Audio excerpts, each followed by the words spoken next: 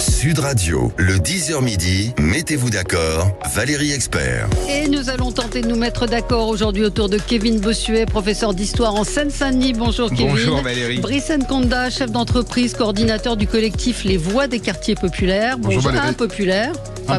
Impopulaire, pas populaire. Christine Bouillot, journaliste à Sud Radio, correspondante à Toulouse. Bonjour Christine. Bonjour Valérie, bonjour tout le monde. Et Jean-Christophe Gallien, bonjour. Vous êtes politologue et vous êtes conseiller en communication. Bienvenue, c'est une première. On est ravis de vous accueillir. Évidemment, on va revenir sur les propos de l'imam qui fait beaucoup réagir. Bien évidemment, faut-il l'expulser comme le demande Gérald Darmanin? Ce matin, Linda Kebab, que vous avez peut-être entendu, a dit qu'il était inexpulsable. En tout cas, comment peut-on tolérer des propos comme cela dans des mosquées? Marine Le Pen ira au Panthéon, les agriculteurs toujours en colère. Beaucoup de sujets avec vous sur Sud Radio et on va commencer avec vous Christine. Ça peut nous emmener aussi sur ce sondage qui nous montre que la violence est de plus en plus présente partout dans les petites villes également. Vous vouliez revenir sur une information? Oui, absolument. Je voulais vous parler d'une information qu'ont donnée les pompiers de l'Hérault hier sur leur page Facebook pour expliquer que en 5 ans, ils avaient été victimes d'agressions physiques et l'augmentation est spectaculaire. C'est plus 83% pour les pompiers, rien que le département de l'Hérault, lors de leurs interventions sur le terrain. Alors, une fois qu'on a posé le constat, eh bien, le service d'intervention départemental d'incendie et de secours du département de l'Hérault a décidé d'équiper d'une centaine de gilets, ce qu'on appelle des gilets pare-lames, tous les pompiers, les 50 à 70 pompiers qui sont agressés régulièrement lors de leurs interventions. Alors, c'est des gilets qui ont la forme d'un gilet pare-balles avec des plaques bien destinées pour les protéger de toute agression à base d'objets tranchants ou perforants comme ce qui peut être un couteau ou un tournevis. Cette acquisition de ces gilets pare-balles, c'est une manière aussi de répondre à la montée de cette agression dont sont victimes tous ces personnel d'incendie, de secours, mais je pense aussi aux médecins, je pense aussi aux aides-soignantes, ou je pense également à toutes ces personnes qui interviennent pour sauver la vie des autres et qui se retrouvent bien pris pour cible alors qu'ils ne font que leur métier. Donc c'est un petit peu un constat attristé de devoir équiper ces personnels d'incendie, de secours, mais surtout de secours, de ces gilets. Donc c'est vraiment pour moi un constat d'échec complet d'en arriver à cette situation aujourd'hui. Et donc, voilà, je tenais à le souligner. Mais surtout que c'est pas nouveau. Enfin, c'est ça qui est absolument effarant. Je raconte à nouveau cette histoire. J'arrive à LCI en 2000. Je fais des débats de société et je reçois un pompier qui me raconte comment, en 2000, ils sont attaqués au couteau dans des guet-apens par des types qui les appellent, soi-disant, pour aller récupérer les singes magots. Vous vous souvenez peut-être de ces petits singes qui étaient très à la mode, qui grimpaient dans les arbres. Ils arrivaient, ils étaient pris en embuscade et attaqués au couteau. Les lances étaient éventrées et coupées et eux-mêmes se faisaient attaquer. C'était en 2000. On est en 2024. Et déjà, ils alertaient sur les conditions dans lesquelles ils travaillaient dans certains quartiers. Je ne sais pas, Brice. Ouais, moi, je suis tout aussi attristé que Christine sur ce... En plus, effectivement, ça dure depuis longtemps. Il y a une dégradation du lien social dans les quartiers. Il y a un sujet qui est, à mon avis, a trait au port de l'uniforme, c'est-à-dire que tout ce qui représente l'institution est attaqué. On peut se demander pourquoi, en fait, des gens qui viennent sauver des vies se font attaquer. Je pense qu'effectivement, il y a ce côté uniforme et il y a ce côté qui n'excuse rien, mais il y a aussi ce côté je pense, de manque de conscience citoyenne vis-à-vis de gens plutôt jeunes. Je pense pas que ce soit le fait de gens très âgés qui font ce genre de guet-apens. Très jeunes avec des couteaux, pardon. Oui, mais c'est pas normal, mais ça existe. Mes enfants n'ont pas de couteau à 12 ans. Enfin, bien sûr, non, mais je dis pas que c'est normal. Je dis simplement que c'est le fait d'une population jeune et que cette population nécessite d'être éduquée. Qu'est-ce qu'on appelle jeune? Et puis elle a été jeune depuis 2000, c'est-à-dire que finalement les gens qui étaient jeunes en 2000 sont moins jeunes aujourd'hui. Donc après ils ont peut-être soigné. Non, mais ça veut dire que quand vous transmettez ce genre d'attitude, ce genre de comportement, ça se confirme. C'est-à-dire que c'est pas parce que c'est pas né d'aujourd'hui, vous avez raison de le dire, c'est enraciné.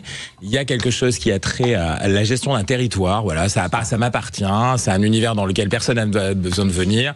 Et effectivement, ce qui est uniforme, et moi je sais moins l'uniforme parce que les pompiers, c'est plus davantage quelque chose qui a trait à une externalité. C'est-à-dire que finalement, quand vous êtes extérieur à cet ensemble, que vous soyez force de police, que vous soyez soignant, que vous soyez médecin, le médecin il n'a pas d'uniforme. Les médecins sont attaqués. Pourquoi ils veulent plus aller? Pourquoi ils ne veulent plus s'installer? Alors parfois ils le font avec un peu de frilosité, mais ils ne veulent plus s'installer. Il n'y a plus de pharmacie. C'est pas du service public simplement. C'est pas de l'uniforme. Le pharmacien il a une blouse blanche. Si c'est ça avoir un uniforme et représenter l'État, c'est un problème. Donc c'est un ensemble qui n'est pas regardé suffisamment. C'est-à-dire que là, à un moment donné, il faut dire le réel, il faut arrêter de le regarder contourner. C'est comme tout. Il y a un film en ce moment qui s'appelle, vous savez, où c'est une maison à côté du camp d'Auschwitz et on ne regarde pas le mur, on n'écoute pas. C'est la même chose aujourd'hui. C'est-à-dire, c'est comme si on habitait à côté d'un camp terrible où il se passe des choses monstrueuses, si vous voulez, un espace et voilà, et on arrête et on regarde pas. Et ça tout le temps, on le fait. Et ça veut dire qu'à un moment donné, ça n'est pas qu'on le fasse nous, le politique doit le prendre en compte et aujourd'hui il ne le fait pas. Et ce déni de réalité, si vous voulez, ça fait 20 ans, 25 ans. Sauf qu'aujourd'hui, les gens prennent des coups de couteau. Avant, ils prenaient des pierres. Aujourd'hui, c'est des coups de couteau. Demain, peut-être qu'ils prendront autre chose. Comme les policiers quand ils rentrent dans certains quartiers ou dans certaines zones. Et c'est exactement ça. Je vous le dis, médecins, pharmaciens. Il ne s'agit pas simplement de gens qui viennent éteindre des incendies ou je ne sais quoi. Oui, en 2004, Jean-Pierre Robin, inspecteur de l'Éducation nationale, parlait déjà dans son rapport contre la montée de l'islamisme à l'école de la mise en place d'une contre-société. On est strictement là-dedans. Et vous l'avez rappelé, Jean-Christophe, c'est-à-dire qu'à partir du moment où quelqu'un extérieur à cette contre-société entre, forcément, il n'est pas les bienvenus. Et en plus, on a vu un transfert des figures d'autorité, moi, qui m'a profondément marqué au moment des émeutes en juillet dernier, où vous voyez que finalement les élus locaux, où vous voyez que finalement les médecins, que vous voyez finalement les professeurs, etc., n'ont plus d'autorité sur cette jeunesse. Et ceux qui ont de l'autorité, c'est l'imam. Ceux qui ont de l'autorité, c'est ces associatifs. Ceux qui ont de l'autorité, parfois, ce sont les trafiquants de drogue. Et c'est eux qui, dans certains quartiers, ont beaucoup fait sur la fin de ces émeutes. Donc là, on attaque tout ce qui est autorité étatique, tout ce qui représente les valeurs républicaines, et c'est d'autant plus dommageable qu'il y a beaucoup de gens en banlieue qui partagent ces mêmes valeurs républicaines. Il faut insister sur le fait que ça reste une minorité, même si au fur et à mesure des années, cette minorité l'est de moins en moins. Brice Nkanda, vous êtes au cœur de ces quartiers, les quartiers impopulaires. Non, mais c'est vrai qu'il y a eu une dégradation au fur et à mesure des années, et je remarque qu'après les émeutes de juillet suite à la mort de Naël, en réalité, dans les mesures de fond, il n'y a pas grand-chose qui a été fait. Donc en fait, le problème, c'est qu'on fait ces constats depuis des années, et comme on fait rien sur le fond, ou on fait trop peu, en fait, on s'expose à ce que l'histoire se répète éternellement. Qu'est-ce qu'on peut faire Il faudrait attaquer chaque sujet un par un. Le logement, déjà, le logement, il faut de la mixité sociale pour de vrai. Ensuite, il y a l'école, il faut revoir l'école, parce qu'aujourd'hui, on parle de l'éducation nationale, de l'autorité, etc. Mais en réalité, aujourd'hui, on recrute nos profs, certains profs à Pôle emploi. Donc, bien sûr, on dédouble les classes de CP, etc. Mais sur le fond, la qualité des enseignants, le fait de bien les payer. Pareil, quand on parle de réseau d'éducation prioritaire, la plupart du temps, on déshabille Paul pour habiller Jacques. C'est-à-dire qu'on a budget constant, mais en réalité, le nombre de quartiers qui nécessitent ces fonds, ils sont de plus en plus nombreux. Et d'aucuns estiment qu'on en a déjà donné beaucoup. Donc, vous voyez qu'en fait, il y a énormément de sujets sur lesquels il faut s'attaquer à la racine du problème. Sur la formation des profs, je suis parfaitement d'accord avec ça. Je veux dire qu'il y a des profs qui ne sont pas au clair sur les valeurs de la République. Vous dites qu'on les recrute à Pôle emploi, on les recrute parfois dans la succursale de LFI ou du Parti communiste français. Et là, ça pose un problème quand ils font du militantisme en classe. Moi, je suis d'accord avec moi-même. Et dernière chose aussi qu'il faudrait dire aussi, c'est responsabiliser les parents. Il n'est pas normal d'avoir des gamins de 13 ou 14 ans dans la rue avec des couteaux. Si les parents ne jouent pas leur rôle, on coupe les aides sociales. Point final. Ça, c'est encore... Oui, bien sûr. Mais juste un petit sujet sur l'éducation nationale. Le problème, c'est que même si on prend un nouveau professeur qui a Bac+5 dans un domaine donné, c'est pas parce qu'il est bon dans son domaine qu'il sait transmettre et qu'il a la pédagogie. Ça, c'est vrai. Donc en fait, le fait d'avoir supprimé l'IUFM a été un grand mal pour l'éducation nationale. Non, c'est pas l'équivalent. Les UFM, ça n'a pas été non plus la panacée. C'était bien. Moi, j'ai connu toute une génération de professeurs. Non. Ils ont été bien formés. C'était pas une succursale.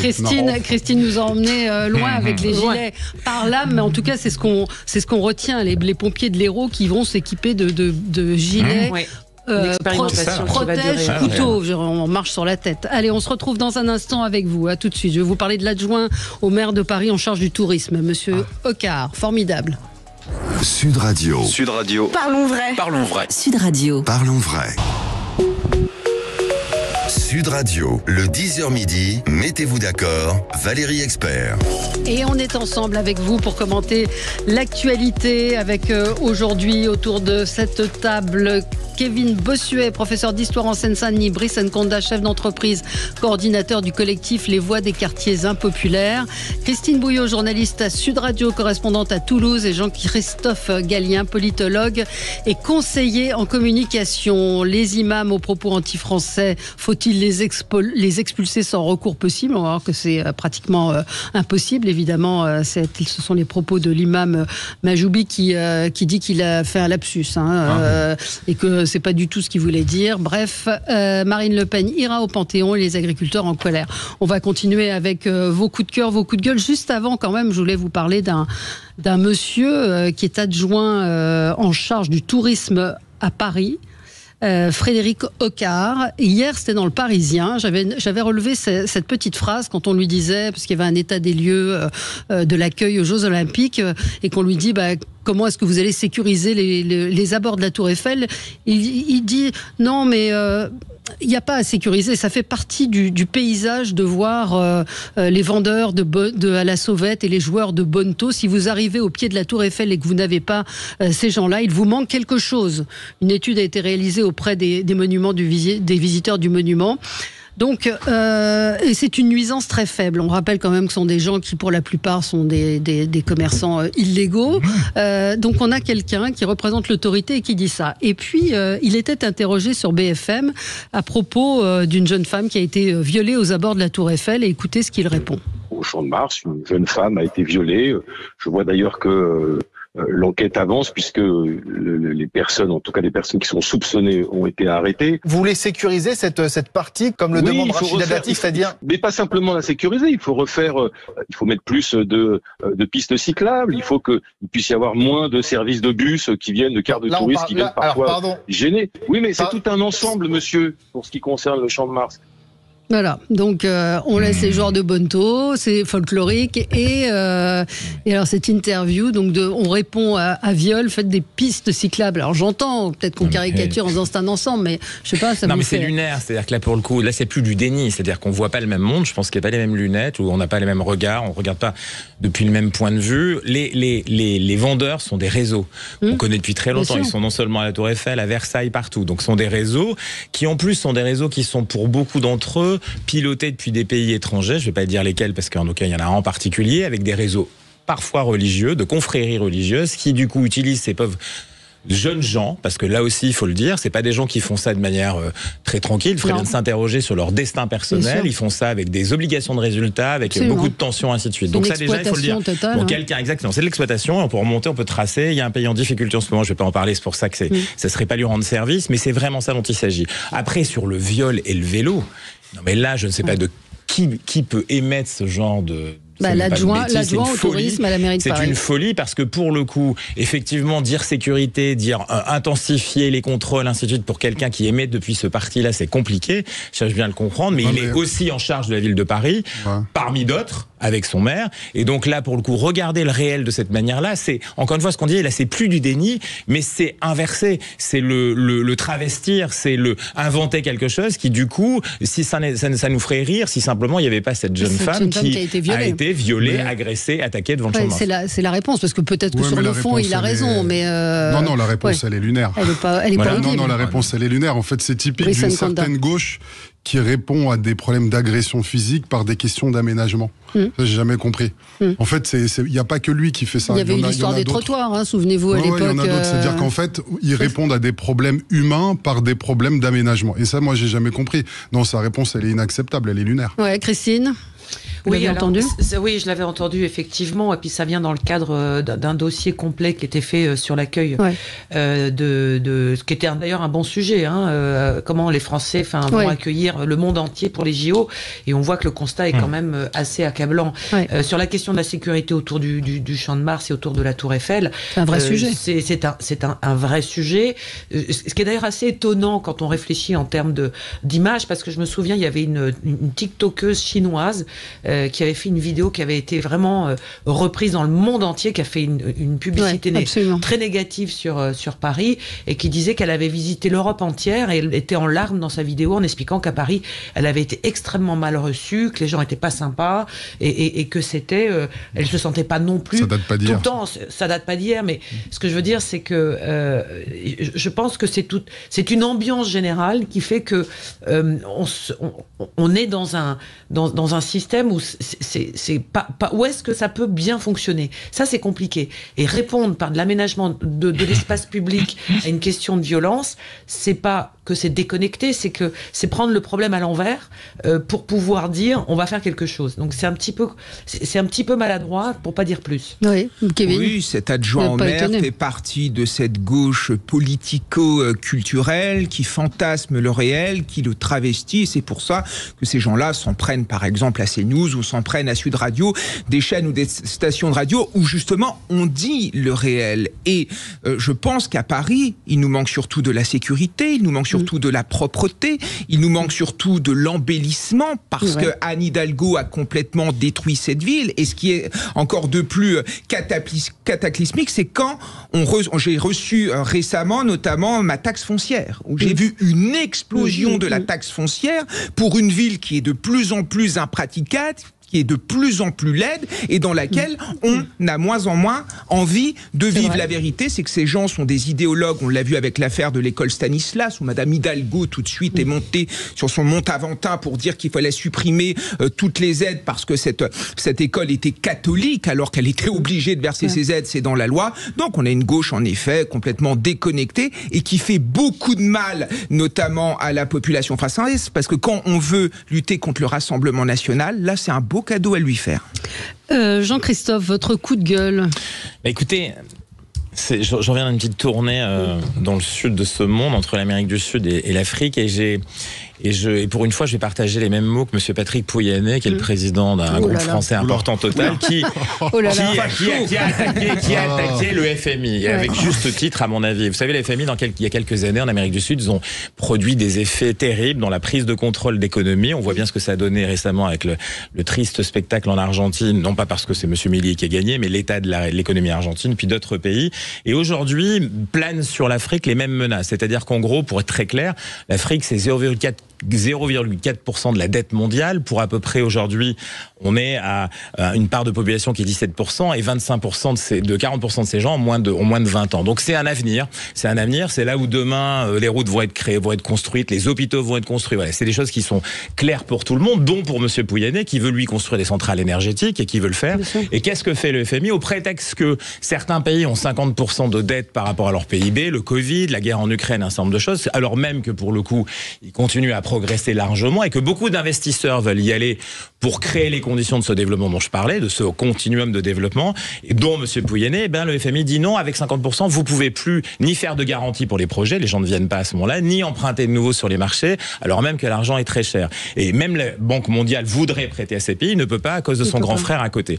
Donc qu'est-ce qui se passe aujourd'hui? Pourquoi je dis ça? Pourquoi c'est un coup de gueule? C'est parce que la réalité, c'est que ça a des effets évidemment sur ces pays, c'est des effets sur la suite de ce qui nous concerne nous aussi, parce que ça a des conséquences forcément politiques à l'intérieur des pays, puisque les projets s'arrêtent, les gens sont mécontents, mais ça a aussi des conséquences sur la réalité de ce qu'on vit. C'est-à-dire qu'en réalité, on parlait tout à l'heure de difficultés dans nos zones, de gestion de l'immigration. Quand vous êtes trop malheureux dans ce genre d'endroit, vous quittez, vous continuez à alimenter les flux de la migration. Donc le FMI aujourd'hui poursuit une politique qui a déjà détruit en particulier une partie de l'Amérique du Sud, le fait dans un contexte inadmissible sur le continent africain, avec des conséquences qui vont nous retomber dessus aussi. Et je trouve que c'est dommage, alors que la France est largement déclassées depuis un certain nombre de mois ou d'années sur le continent, avec erreurs les unes les après des autres, pourraient là aujourd'hui, alors que regardez ce qui se passe au Sénégal, eh bien pourraient favorablement réintervenir dans ce contexte, parce que, encore une fois, le FMI, même si c'est pas américain, c'est quand même émetteur depuis Washington, et donc il y a une chance potentielle. Donc voilà, mon coup de gueule, c'est attention, parce que là c'est un vrai danger pour ces économies-là. Les projets s'arrêtent, c'est-à-dire une route s'arrête, un hôpital s'arrête, la construction,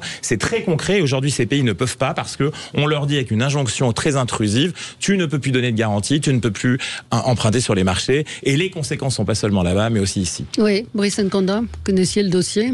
Je le partage en partie, parce qu'en fait, pour moi, la vraie solution, effectivement, c'est de sédentariser les populations localement, de créer une classe moyenne, donc des possibilités de travailler là-bas pour éviter les flux migratoires.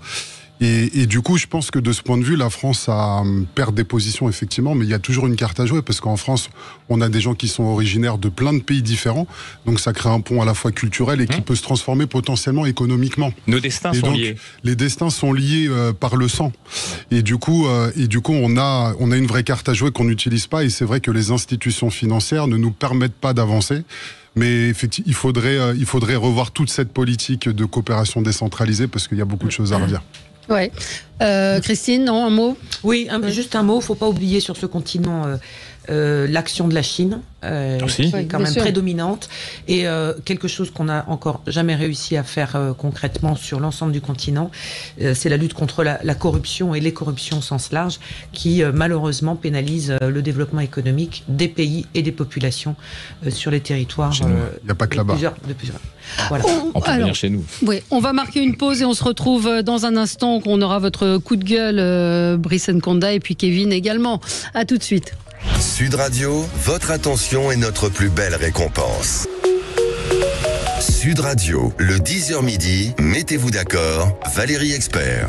On va reparler évidemment des propos de l'imam Majoubi. Faut-il l'expulser? Est-ce possible de l'expulser? Marine Le Pen au Panthéon, au Panthéon, elle ira. Non, elle n'est pas au Panthéon. Elle se rendra au Panthéon pour l'hommage à Manoukian, pardon. Excellent. Et les agriculteurs, toujours en colère. On continue vite notre tour de table. Kevin, vous voulez revenir sur une vidéo qui a beaucoup circulé hier sur les réseaux? Une vidéo qui a été découverte par l'armée israélienne Tsahal et qui a été montrée, dans laquelle on voit, vous savez, Kfir, ce petit bébé de 9 mois qui était enlevé par le Hamas, ainsi que son petit frère Ariel, et leur maman, notamment dans une situation de détresse ultime, recouvert d'un drap et entouré notamment de terroristes et de populations civiles. Et on date cette vidéo de quelques jours après leur enlèvement, donc on imagine qu'ils ont été transbahutés d'endroit en endroit. Il faut aussi signaler que le père a été séparé de sa famille, puisqu'il a été également enlevé. Et enfin voilà, il faut avoir une pensée pour les 130 otages qui restent, pour ce bébé Kfir qui est quand même un symbole. Il a fêté ses 1 an en captivité, surtout qu'il y a quelques semaines, le Hamas nous a raconté que ses 2 enfants et la maman seraient morts. Ils ont forcé le père à faire une vidéo annonçant la mort de sa famille. Donc on ne sait pas si c'est vraiment vrai ou pas. On pense qu'ils ne sont pas retenus par le Hamas, mais qu'ils sont retenus par le FPLP, dont certains de leurs membres ont été reçus en trompe par la France insoumise. Donc on sent bien le lien parfois qu'il y a entre la France insoumise et certaines organisations. C'est factuel, voilà. Et surtout, moi, ce qui m'a inquiété, c'est que l'armée israélienne a dit on est très inquiet pour ces 3 personnes. Donc quand ils disent qu'ils sont très inquiets, ils ont sous-entendu qu'ils étaient morts. Qu'ils étaient morts. Voilà, c'est pour ça. Ayons quand même une pensée pour ces otages, ayons une pensée pour les victimes de ce pogrom. Et encore une fois, moi je suis quelqu'un de conviction, je ne suis pas dans l'opinion, je continuerai jusqu'au bout à défendre Israël, à défendre les valeurs de démocratie, à défendre les valeurs d'humanisme. Et quand on attaque un pays, c'est normal que le pays réponde. Et quand j'entends tous ces gens politiquement, quand j'entends qu'ils parlent de génocide, etc., qui sont des éléments de propagande, moi, ça me fait profondément vomir. Donc moi, je soutiendrai Israël jusqu'au bout et j'espère que les otages qui restent seront en effet libérés. Et vive Israël. Bon, c'est là vous allez. Je pense qu'il faut équilibrer. Là, il faut équilibrer le propos. Ah vous êtes là pour ça. Ouais. Je suis là pour ça. En fait, sera content. Non, mais c'est important. Pensez aussi pour le peuple palestinien. On a l'ONU, on a l'Europe, sauf la Hongrie, qui se sont prononcés pour un cessez-le-feu immédiat.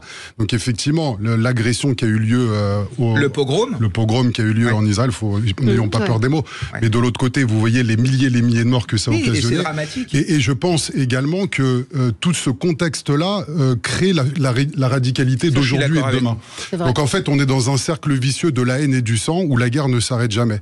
Donc à un moment donné, la question qui se pose et qui est fondamentale, c'est quel est le projet politique pour pacifier la zone. Donc en fait, si on choisit un camp, après c'est difficile de dire on crée les conditions du rassemblement. Donc aujourd'hui, ce qui est très important, c'est de prôner un cessez-le-feu, qu'on arrête la guerre et qu'il y ait un projet politique. Oui, mais prôner un cessez-le-feu, ce serait donner des raisons au Hamas et ce serait le faire gagner. Évidemment, moi je suis. Non, mais moi aussi je suis. J'ai beaucoup de douleur quand je vois les Gazaouis mourir, ces enfants handicapés. Il faut le dire et je le dis. Mais en même temps, malheureusement, c'est la guerre. Nous, quand, pendant la Seconde Guerre mondiale, on a libéré l'Europe du nazisme, on a bombardé, par exemple, des villes comme Hambourg, des villes comme Berlin, avec malheureusement des conséquences, parce que c'est la guerre. Évidemment que j'ai une pensée pour ces Gazaouis, pour ce peuple qui n'a rien demandé, mais l'existence d'Israël est en jeu. Les Israéliens jouent leur survie. Et à un moment, ils représentent, ils incarnent ce modèle démocratique qui sont les seuls à incarner au Moyen-Orient. Donc moi, en tant que démocrate et en tant qu'humaniste, je ne peux que les soutenir. Bon. La guerre, vous savez, la guerre, la difficulté, c'est que le droit de la guerre, le droit humanitaire dans ces conditions-là disparaît, malheureusement, dans un contexte qui n'est pas d'aujourd'hui, là aussi. On parlait de quelque chose tout à l'heure qui naissait dans les années 2000, là, c'est beaucoup plus vieux, évidemment. Encore plus ancien. Et donc, on est, et puis finalement, très géopolitisé. C'est-à-dire que, si vous voulez, la crise qui se déroule dans les tunnels, à l'intérieur de ces pauvres rues, qui est très localisée, finalement, a des racines qui aussi, et des conséquences et des effets, puis aussi des injonctions qui viennent de beaucoup plus loin. C'est là toute la conflictualité difficile à résoudre là-bas. C'est vrai qu'on peut pas accepter que ce torrent, si vous voulez, de feu aujourd'hui continue à se déverser avec les conséquences que ça a, mais on est dans une région qui elle-même est très compliquée. Aujourd'hui, il y a des enjeux internes à Israël aussi. Le cabinet militaire, soyons clairs, même lui, je parle même pas du cabinet Netanyahou, il est dissension, on veut pas. C'est très compliqué, c'est un contexte politique très difficile avec des élections qui sont demandées. Israël à l'intérieur du pays, ça bouge déjà à nouveau.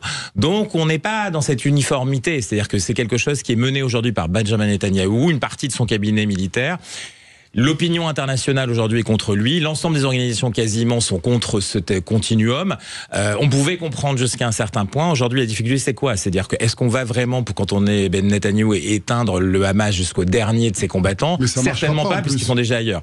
La question, c'est est-ce qu'on doit aller maintenant aussi vers le Hezbollah au nord? C'est très difficile. C'est un moment particulier de grande tension. Je vous dis, c'est à la fois très localisé à l'intérieur d'Israël et en Palestine, mais aussi évidemment régional et beaucoup plus global. Et donc, l'enjeu ne sera pas traité simplement parce qu'on va mettre la pression en disant c'est fini. Il faut qu'il y ait raison. Aujourd'hui, la raison, c'est de dire au moins les gens peuvent être exfiltrés, au moins il y a une zone, on commence à le voir apparaître, les solutions pour ce que ça se passe en Égypte et ainsi de suite.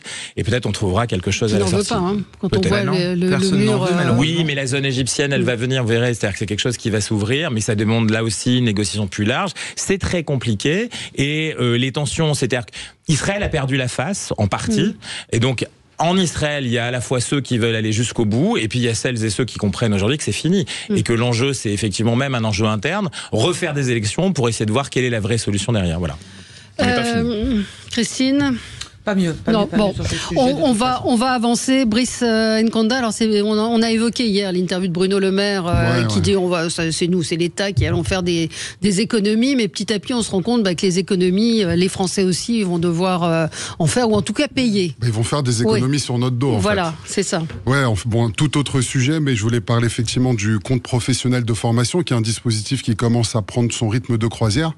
Et là, on apprend en fait qu'il va y avoir donc une participation forfaitaire de 10% qui va être demandé systématiquement, sauf aux demandeurs d'emploi. Moi, je trouve que c'est une hérésie pour plusieurs raisons, parce que c'est déjà les salariés qui constituent leur CPF par leur travail.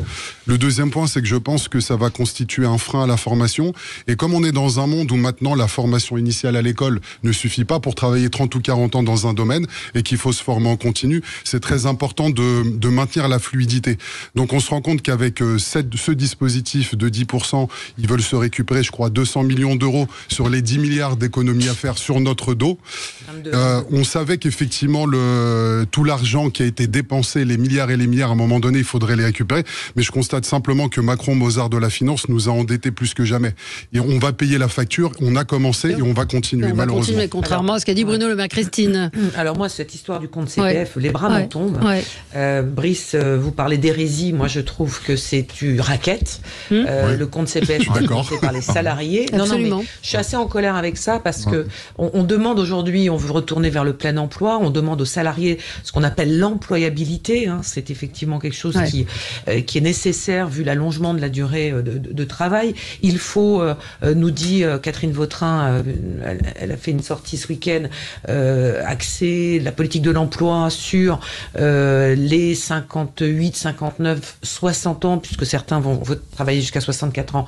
C'est super, mais on ne sait pas comment on va faire pour que les entreprises se tournent plus vers ces salariés-là. Il y a des besoins, certes, mais il y a des besoins en requalification. Alors, on nous dit non, on va pas toucher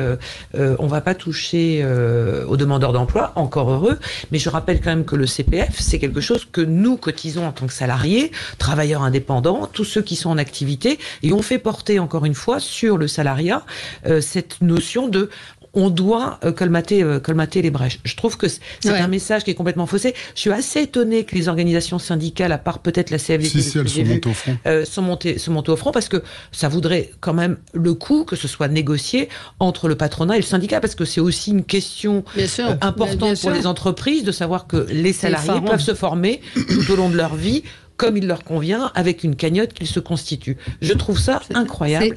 On est osé toucher. Alors, c'était dans les tuyaux depuis un moment. Et puis, en plus, là, on va aller très, très vite, puisque ce matin encore, mois d'avril, Brice. Mois d'avril, ça passera directement.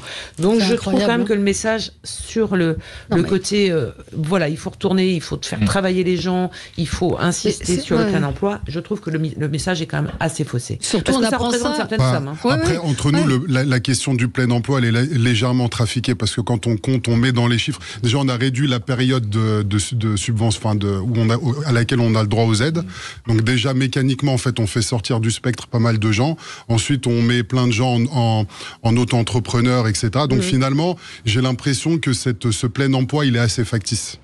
Oui, non, mais surtout, ça intervient le lendemain de l'annonce de Bruno Le Maire. Les Français ne seront pas plus taxés.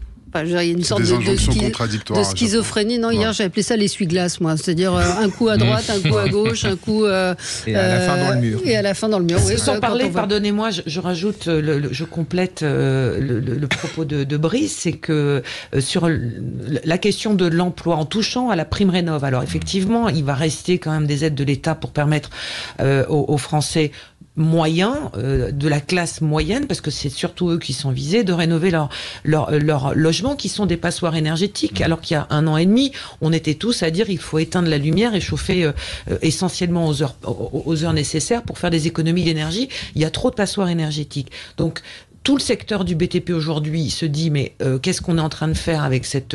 Vous voyez un petit peu la volonté de faire des économies sans toucher réellement, on va dire, à l'épargne des Français, mais en touchant quand même un peu à ceux qui bossent, et puis on va toucher aussi du côté des entreprises. Enfin, la lecture des économies qui est faite et l'axe qui est donné pour faire 22 milliards d'économies, c'est ce qui est annoncé aujourd'hui.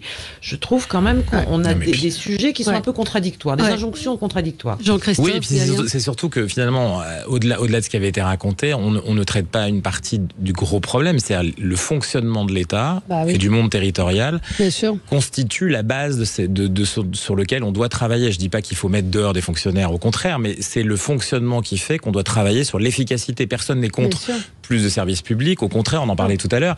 Mais c'est dans cette consommation du flux de fonctionnement qu'on n'est pas bon. C'est-à-dire qu'on doit être plus dans l'investissement, on doit être plus et puis surtout contracter, là pour le coup, la dépense dans ce secteur-là. Tous les efforts ont été faits. Alors il y a des secteurs qui l'ont fait. L'armée, la défense l'a fait, par exemple. Voilà. Quand M. Bayrou dit je veux pas aller être ministre de la Défense, parce qu'il sait très bien que tous les efforts ont déjà été faits. Donc en réalité, il veut aller sur l'éducation nationale où effectivement il y a des choses à faire. Et ailleurs, ainsi de suite. Je dis pas que c'est le mammouth, c'est pas qu'il y a de la graisse, si vous voulez, mais c'est quelque part, si vous voulez, l'effort qu'on doit faire collectivement dans ce pays. Tant que ça ne sera pas fait, c'est une catastrophe. Ça veut pas dire qu'il faut tuer l'emploi public, hein, non, mais il faut le réduire. On va marquer une pause parce que c'est l'heure de la pub, il faut respecter l'heure. Et à tout de suite. Sud Radio, le 10h midi, mettez-vous d'accord, Valérie Expert. Sud Radio, le 10h midi, mettez-vous d'accord, Valérie Expert. Et nous parlons du sujet du jour, les prêches de l'imam de Bagnols-sur-Cèze, un appel à la haine selon le préfet du Gard. Le ministre de l'Intérieur a saisi le procureur de la République. Écoutez ses propos, écoutez les propos de cet imam. C'est fini, alhamdoulilah. On n'aura plus tous ces drapeaux tricolores qui nous gangrènent, qui nous font mal à la tête, qui n'ont aucune valeur auprès d'Allah. La seule valeur qu'ils ont, c'est une valeur satanique. Ces drapeaux sataniques qui ne valent rien d'Allah. Voilà, donc il dit qu'il voulait dire pas tricolore, mais multicolore. Alors, il faut rappeler quand même qu'il est quand même sous le coup de deux observations, 2 plaintes sur des propos qui étaient aussi contraires à la République. Et ce matin, j'entendais Linda Kebab, donc syndicaliste policière, dire il ne pourra pas être expulsé, contrairement aux gesticulations de Gérald Darmanin, pour la bonne et simple raison qu'il est marié avec une Française, qu'il a 5 enfants et qu'il y a déjà eu des jugements qui feront jurisprudence sur la question. Christine Bouillot. Oui, alors cet imam, effectivement, avait déjà fait parler de lui. Et ce qui est étonnant d'ailleurs, c'est que comme il avait déjà fait parler de lui, on n'en parle que maintenant. Ouais. Donc c'est toujours assez dérangeant. Ces explications, elles sont alambiquées. Bon, ce sont les siennes. Après tout, il a le droit. Il a un avocat aujourd'hui pour ça. Ce qui va poser problème, c'est comment on intervient et comment on fait pour intervenir directement auprès de l'établissement et de la mosquée pour que ce genre de propos ne puisse pas être tenu, et comment on fait aussi pour l'expulser, à condition en plus de ça que même si on y arrive, la Tunisie veuille le reprendre, puisque ça va être la condition, puisque la dernière fois c'était un autre imam que Gérald Darmanin avait annoncé expulser immédiatement. On se souvient que le Maroc, je crois, avait refusé au dernier moment de délivrer un visa consulaire. Donc ce dossier-là est sans fin. On n'arrive pas à gérer cette situation. Toujours est-il que ça fait un tort terrible. D'autant plus qu'on a quand même sorti une loi qui était contre ces prêches religieux et contre la radicalisation. Et on ne comprend pas comment on en est encore là aujourd'hui. En tous les cas, si ce n'est pas ses premiers faits d'armes, ça pose un sérieux problème de contrôle. Ça, c'est clair. Et drapeau, alors peut-être qu'il a voulu dire multicolore, mais de parler de drapeau satanique, c'est le discours direct des frères musulmans. Hein. C'est Brice Nkonda. En fait, moi, j'avais pas entendu les propos, mais là, du coup, ça me paraît quand même assez clair. Ouais. Le sujet, c'est que, en plus, cet imam, je pense, porte atteinte à la communauté musulmane dans son ensemble. C'est-à-dire que quand on mélange les choses et que on piétine, quels que soient les drapeaux d'ailleurs, hein, parce qu'on dit multicolore, tricolore comme il veut, mais en fait, un drapeau, ça se respecte, il y a des valeurs qui vont avec. Donc en fait, l'islam est depuis toujours la bienvenue dans la République, dans le cadre des lois de la République, avec la laïcité et dans le respect des valeurs de la... il y a des endroits où c'est pas le cas. Il y a des endroits où c'est pas le cas. Et il y a d'autres endroits où c'est le cas. Et le problème, c'est qu'en fait, quand on laisse passer ce genre de propos, ça met à l'index toute une communauté. Et ça, il faut éviter parce qu'il y a beaucoup de musulmans qui respectent totalement le drapeau, les lois, etc. Alors après, le sujet qui est posé, c'est comment on peut faire en sorte d'éviter que ce genre de propos soit tenu. Je ne sais pas quels sont les dispositifs que l'État met en place au sein des mosquées, etc., pour regarder ce qui se dit quand il y a des dérapages. Le problème, c'est que c'est sur les réseaux. Le problème, c'est sur les réseaux. Mais en fait, c'est toujours le problème qu'on a en France entre le discours soi-disant autoritaire qu'on a et les moyens qu'on met en place pour vérifier effectivement sur le terrain comment ça se déroule et comment on rectifie le tir. Parce qu'il y a des gens, je ne sais pas quelle audience il a, cet imam, mais il y a des gens qui viennent le voir, qui écoutent ça. Voilà, ils sont peut-être pas justement de cet avis-là, mais l'imam a quand même fait figure figure d'autorité, donc il faut faire attention à tout ça. Donc la question qui se pose pour moi derrière, c'est la question des... Bon, les propos me semblent quand même assez clairs. C'est clair. En revanche, la question qui se pose, c'est les moyens qu'on se donne pour faire en sorte qu'il n'y ait pas ce type de dérive. Oui, ces drapeaux qui n'ont aucune valeur auprès d'Allah, c'est quand même ce qu'il dit. Oui, non, mais c'est ce qu'on appelle... Alors, excusez-moi. Je vous en prie. Au titre d'une religion, une religion ne regarde pas les drapeaux, c'est une chose. Mais de dire que c'est satanique, c'en est une autre. Oui. Il y a deux choses différentes. Oui, enfin, c'est la... Bon, bref. Oui, non, mais c'est très clairement un appel à la sécession. C'est remettre en cause nos valeurs communes qui sont les valeurs de la France et les valeurs républicaines. Et c'est inciter les jeunes à finalement se retourner contre un pays qui les a accueillis ou qui les a vus naître. Donc c'est extrêmement grave. Ensuite, en termes de praticité, Linda Kebab ce matin sur CNews chez Sonia Mabrouk a été très claire. Étant donné que cet imam a des enfants français, une femme française, enfant mineur, il ne sera évidemment pas expulsé. Ça pose quand même la question d'un pays qui est constamment humilié. On lui crache dessus, on remet en cause ses fondements, ses fondamentaux, et on est dans l'impuissance la plus totale, voire on s'excuse par peur de ne pas stigmatiser, et on en redemande. Et puis les justifications de cet imam, je vous prie de m'excuser, c'est un lapsus, je n'ai pas voulu dire ça, c'est ce que disent, je ne dis pas que c'est un islamiste, etc., mais c'est ce que disent en tout cas tous les islamistes quand on les prend le doigt dans le pot de confiture islamiste. Et dernière chose que j'aimerais dire, que faire ? On a recensé 100 mosquées qui sont radicalisées. Ces mosquées fonctionnent toujours. Qu'est-ce qu'on attend pour les fermer ? Il y a des gens qui sont fichés S, qui restent sur notre territoire, qui continuent parfois à fréquenter les mosquées, les associations de quartier, qui parfois même sont dans la fonction publique et qui continuent ce travail de propagande. J'ai l'impression qu'on n'a pas compris que nous étions en guerre. Nous sommes en guerre contre l'islamisme, et si on ne prend pas des mesures à la hauteur des enjeux, on va se faire bouffer, et quand on va se réveiller, il sera évidemment trop tard. Je ne connais pas un pays qui a connu une valse d'attentats, un prêtre assassiné, un professeur décapité, un autre tué au couteau, des attentats dans une salle de spectacle, une rédaction qui a été décimée, et on ne prend pas encore la mesure des choses. Enfin, cette bien-pensance, c'est notre tombeau. Donc à un moment donné, il faut agir, et parfois remettre en cause certaines lois, parce que vous savez que les islamistes, leur premier allié, c'est l'état de droit. Donc il faut changer cet état de droit. Sauf que si on supprime les mosquées, ce que dit un auditeur, les idées vont persister et seront diffusées, continueront à être diffusées. Regardez l'Autriche au moment de Sébastien Kurz, ils ont interdit les frères musulmans. En fait, pour moi, il y a plusieurs sujets. Le premier, c'est que quand on a une absence d'idéologie politique qui réunit les gens, on s'expose à une résurgence du religieux qui s'oppose. Donc en fait, je pense qu'il y a aussi un peu de ça, c'est que le politique n'a pas pensé un projet positif qui inclut tout le monde. Ça, c'est le premier point. Le deuxième point, c'est qu'aujourd'hui, on a les propos... Il faut vouloir être inclus aussi, c'est le problème. C'est-à-dire qu'en absence, la droite et la gauche ont échoué, on a affaire aux extrêmes, et que parce qu'il n'y a pas eu cet effort de la pensée de la part des partis politiques pour créer un projet positif. Ça, c'est le premier point. Il y a eu beaucoup d'argent, beaucoup de choses qui ont été faites dans les banlieues. Je suis d'accord. Oui, mais l'argent, il faut le mettre à bon escient. Il y a eu beaucoup de choses de fait, non ? Je pourrais parler de ces sujets. Oui, bien sûr, on n'a pas forcément le temps. Mais ce que je veux dire, c'est qu'on a l'absence d'un projet politique une fois que la gauche et la droite ont plus ou moins échoué. Ça, c'est le premier point. Le deuxième point, c'est que on en arrive à ce que dit mon collègue, c'est-à-dire des extrémités, parce que pendant 30-40 ans, on a échoué sur notre politique d'intégration.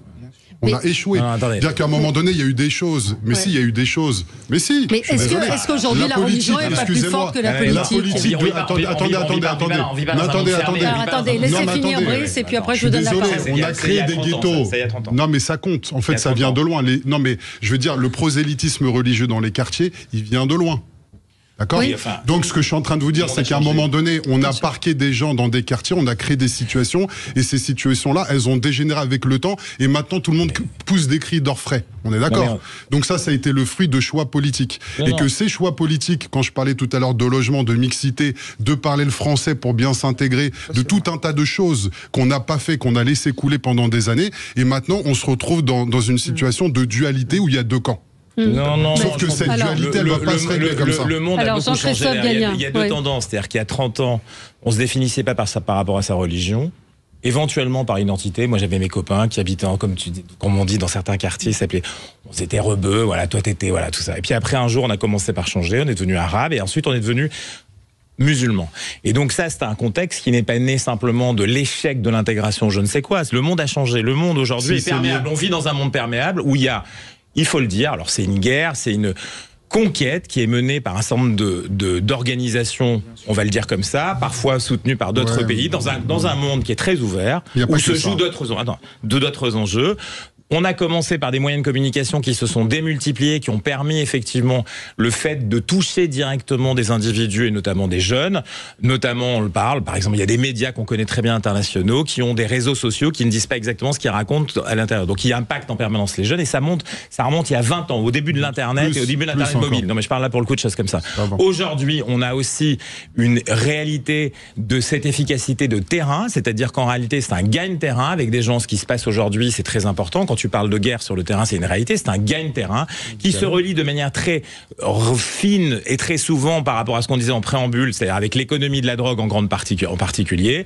Et donc, il faut arrêter de regarder ça comme étant quelque chose qui est lié à l'absence il y a 40 ans, l'absence il y a 30 ans. Il y a plein d'autres pays dans le monde où il y a l'équivalent, où on n'a pas exactement les mêmes performances. Non, attention, ni les mêmes performances religieuses, et c'est important de le dire. Et le risque dans cette affaire-là, très concrètement, pour revenir à ça, parce que le reste demanderait beaucoup plus de temps, le risque pour revenir à ça, c'est que M. Darmanin prend un vrai risque en disant attention, je vais le sortir. Et il pourra donc pas. De créer l'incompétence, l'incapacité de le faire. Et de l'autre côté, l'imam, lui, qu'est-ce qu'il va gagner? C'est une audience renouvelée et affirmée. C'est une victoire par rapport à un système qu'il est en train de combattre. Donc la réalité, c'est qu'on est dans un piège. Et effectivement, il faut trouver d'autres moyens. Et on ne peut plus raisonner en se disant il y a 40 ans, on a mal fait. Ok, peut-être, très bien. Aujourd'hui, on fait face à une réalité. C'est cette réalité qu'il faut consacrer et absolument jouer ici, comme au Maroc, comme ailleurs, comme en Tunisie. Comment on fait? Un point important, c'est-à-dire que si on veut vraiment régler le problème, il faut forcément retourner aux causes. Non, c'est fini. C'est fini. Le monde a trop changé. Le monde a changé. On ne vit pas localement à Vaux-en-Velin. On vit entre le Qatar, l'Arabie Saoudite, le Maroc, ici. J'aimerais développer un tout petit peu. En fait, ce phénomène qui consiste à vouloir régler les causes, les problèmes de force à la conséquence, c'est du maquillage. Oui, mais on n'a plus le temps. On parle de concret. Mais on n'a plus le temps. Vous n'allez pas revenir en arrière sur 40 ans. Brice, je suis d'accord avec vous sur le fond, mais on peut pas. Non, parce que vous oubliez une chose. C'est que dans les quartiers, la plupart des gens, des familles, des femmes, des hommes et des enfants qui vivent dans les quartiers, qui vivent dans ces quartiers, la plupart de ces familles ne sont pas radicalisées. Mais bien sûr que oui, vous avez raison. Il faut le dire. Mais qui écoute cet imam? Qui va dans ces mosquées? Oui, il y a des gens qui écoutent. Non, mais attention, moi j'étais très clair. Ce type de propos, je les condamne. Brice, est-ce que vous pouvez parler d'un gagne-terrain quand même? Parce que là, évangéliser en disant non, et tout le monde est parfait sauf une minorité, ça ne veut plus rien dire aujourd'hui. C'est un gagne-terrain. Donc comment vous faites par rapport à la dynamique? C'est pas il y a 40 ans, c'est aujourd'hui qu'il faut faire face. Donc revenir à 40 ans, revoir le film il y a 40 ans, c'est trop tard. Les séries ont changé. On parle pas les mêmes choses aujourd'hui. On parle pas du même monde et ni des mêmes gens. Les gens dont vous parlez à 40 ans, ils sont partis vivre ailleurs. Non, et c'est pas des vrai. nouveaux qui sont là pour beaucoup, et vous le savez. Et vous le savez. Et vous le savez. On va revenir sur l'affaire de l'imam, et effectivement ce que vous évoquiez, c'est-à-dire Gérald Darmanin qui sort les bras et en fait qui va se retrouver condamné par la CEDH. On se retrouve dans un instant. Sud Radio, le 10h midi, mettez-vous d'accord, Valérie Expert. Sud Radio, le 10h midi, mettez-vous d'accord, Valérie Expert. Bon, quelques mots encore sur l'affaire de l'imam, Christine Bouillot. On voit, le maire de la commune se dit effaré et très très étonné des propos de cet homme. C'est un petit peu, ça me fait penser, c'est ce qu'on évoquait dans le sujet précédent, quand il y a, je ne le compare pas, mais je fais un parallèle quand il se passe un fait divers.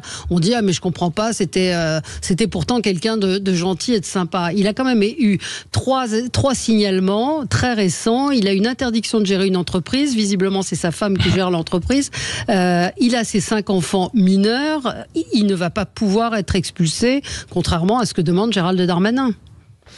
Oui, alors après, la propension du maire de Bagnols-sur-Cèze de gérer en interne, ce qui est intéressant aussi dans cette affaire, c'est ce que dit le préfet du Gard, donc comme vous l'avez dit, qui dit que cet extrait vidéo qui peut justifier la réaction du ministre de l'Intérieur, eh bien, n'est que le suivi de plusieurs mois sur cet imam, un suivi organisé qui est celui des personnes radicalisées.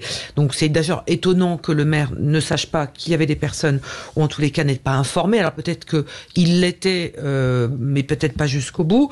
Et le préfet du Gard, je le souligne, qui dit que dès le mois de novembre, j'avais ordonné la fermeture de l'accueil collectif des mineurs, l'école où l'on enseigne le Coran, qui est adossée à cette mosquée. J'ai également signalé des comportements qui étaient problématiques.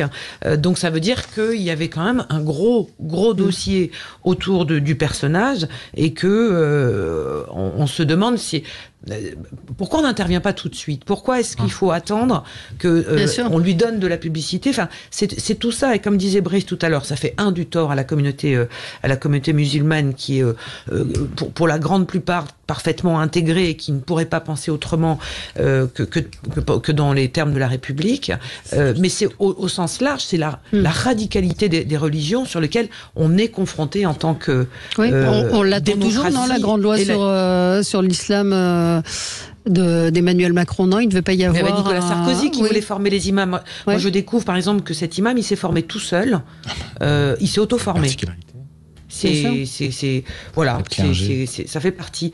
Mais il n'y a pas de clergé. Il n'y a pas de clergé, il n'y a pas d'autorité qui en découle, mais ça interroge sur comment la République doit faire face par rapport à ce genre de situation. Mais un auditeur me dit, du moment que cet imam prêche dans le sens de la haine du pays, expulsion immédiate avec toute sa petite famille. Bah non, ils sont français, donc vous expulsez pas des Français, vous les expulsez. Non, mais il y a un autre sujet, Valérie, c'est que tu as beau les expulser si les idées restent. Oui, bien sûr, en fait, il faut pas faire... Il faut bien commencer par quelque chose. En fait, je pense qu'il ne faut pas faire de l'expulsion l'alpha et l'oméga du traitement de cette difficulté. C'est-à-dire qu'à un moment donné, il peut y avoir d'autres sanctions, mais en fait, Darmanin, quand il fait ça, il dit, voilà, il se met quelque part en difficulté, parce que s'il n'arrive pas à l'expulser, comme ça s'est passé pour Iqiyoussen, et ben du coup, il va être mis en porte-à-faux. Moi, je pense vraiment que le sujet, c'est pas forcément l'expulsion, c'est comment on arrive à arrêter ce type de propos. Oui, et sur la stigmatisation des musulmans, j'entends l'argument, mais que les musulmans se lèvent et disent non à l'islamisme. C'est ce qu'on attend. Évidemment que ça touche une minorité, même si parfois, quand on voit certains sondages, le doute peut s'installer. Mais moi, ce que j'ai remarqué, notamment auprès d'élèves qui sont musulmans, en fait, c'est l'indifférence. Ce sont des élèves qui parfois, je termine, qui ne se sentent absolument pas français. Je l'ai vu avec l'assassinat de Noémie Bernard. Il n'en avait absolument rien à faire. Comme c'était le cas également avec Samuel Paty. Le fait finalement de ne pas avoir de conscience patriotique et de dire constamment qu'on n'aime pas la France, qu'on n'aime pas ce pays, qu'on emmerde ce pays et qu'on dise toujours vive l'Algérie, vive le Maroc, ça pose une question en effet sur l'intégration, mais je pense que c'est le mauvais mot. On n'a pas réussi l'assimilation. Et désormais, quand on donne la nationalité, il faut insister sur ce critère. C'est ce que font certains pays. Donc à un moment, il ne faut pas tomber dans la stigmatisation des musulmans. Ça c'est très important, mais il ne faut pas non plus se voiler la face. Il y a quand même une communauté qui est en train de se former, enfin une partie de cette communauté qui va à l'encontre finalement du bien commun et de l'intérêt national, et ça on le constate tous les jours et je le regrette. Oui. Quelques mots sur nos agriculteurs. Christine, vous suivez ce mouvement depuis le début. On voit que la colère n'est pas retombée. Loin de là, il y a eu une petite pause et là, ils repartent plus déterminés que jamais.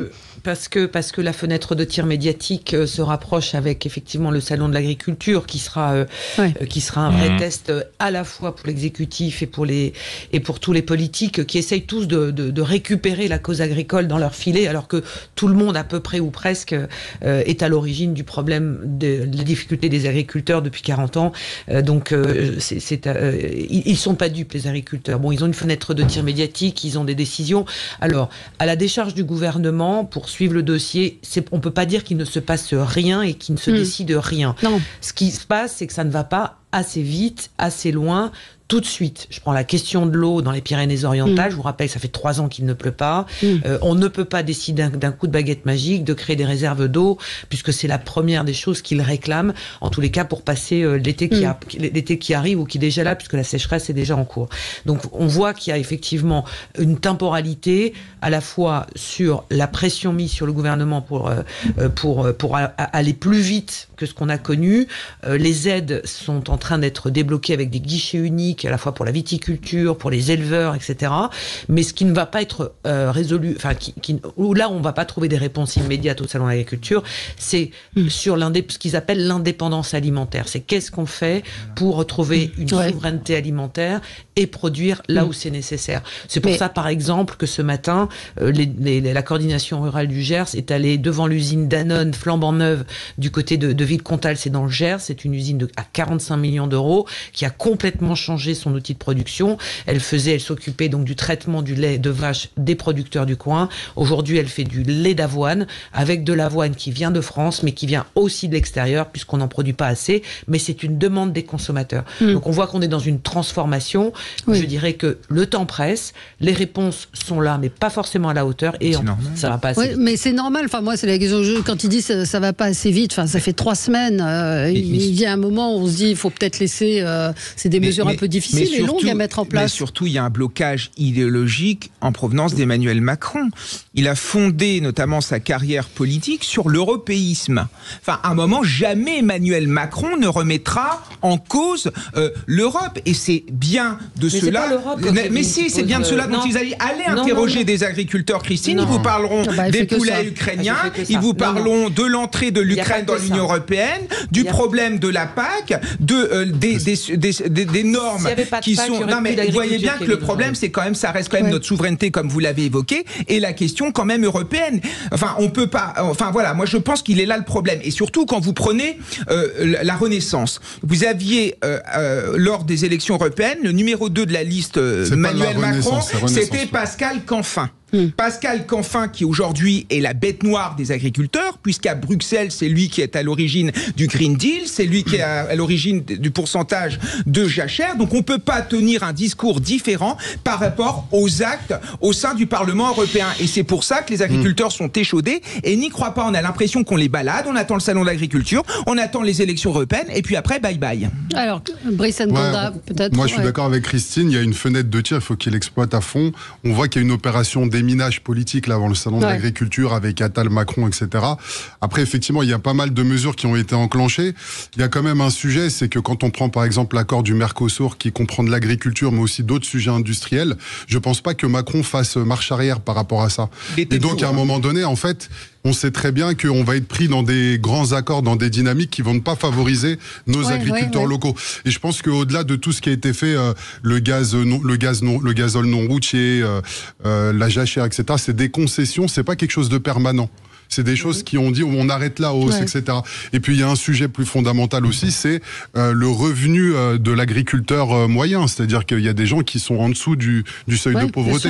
Peut-être qu'il faut un revenu de base agricole, quelque chose qui permette d'asseoir un petit peu la profession. Donc il y a quand même ce sujet de la paye, quoi. Ça c'est de l'assistanat, les agriculteurs. Non, c'est pas de l'assistanat. Vous pouvez pas dire les agriculteurs. Éric Ciotti l'a proposé, les agriculteurs sont montés au créneau, ils veulent juste vivre de leur travail. pense pas. Christine. Il y en a qui disent qu'ils gagnent pas leur vie. Oui, je sais pas. Il n'y a pas d'agriculteur à Gennevilliers.